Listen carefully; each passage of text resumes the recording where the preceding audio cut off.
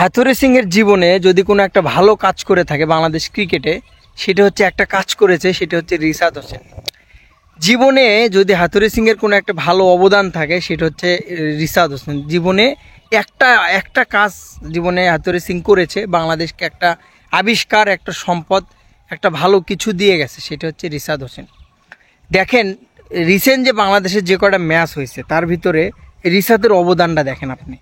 6, 7, 8টা wicket, তার টান, বলের টান, এমনকি 4.4-এ এবং আপনি 4.6, 4.3.3 এবং তার অ্যাঙ্গেলের টানগুলো দেখেন। লামাচানের বল যেখানে 4.3-তে অ্যাঙ্গেল করেছে, সেখানে কিন্তু রিশাদ হোসেনের বল 4.4-এ অ্যাঙ্গেল করেছে।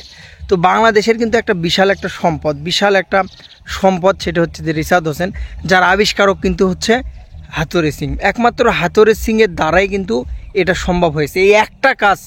এই একটা কাজ হাথুরু সিং বাংলাদেশ ক্রিকেটের জন্য ভালো করেছে, আর সবগুলোই বাস দিয়েছে।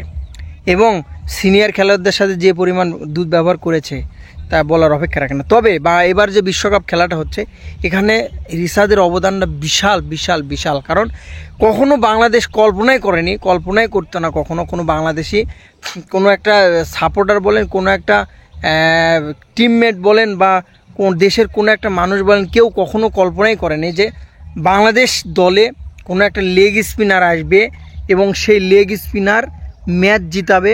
সেই লেগ স্পিনার বাংলাদেশের হয়ে 3টা উইকেট নেবে, সেই লেগ স্পিনার বাংলাদেশের হয়ে ভালো কিছু বয়ে নিয়ে আসবে। বাট রিশাদের জিনিসটা কিন্তু আলাদা। রিশাদ কিন্তু নিজেকে প্রমাণ করেছে, দেখিয়ে দিয়েছে, এবং সে কিন্তু প্রত্যেকটা দিন আপনার অবদান রাখছে। তো রিশাদ বলাই যায় যে সামনে যে অস্ট্রেলিয়া ম্যাচগুলো আছে, ইন্ডিয়ার ম্যাচটা আছে, আফগানিস্তানের ম্যাচটা আছে, সেগুলোর সাথে যদি দিনটা বাংলাদেশের হয়, কোনো কারণে বাংলাদেশের যদি দিনটা হয়, তাহলে সেই দিনটা কিন্তু একমাত্র বাংলাদেশেরই হবে। সামনে যদি অস্ট্রেলিয়া, ইন্ডিয়া কী আছে এটা দেখার সময় নেই, ঠিক আছে।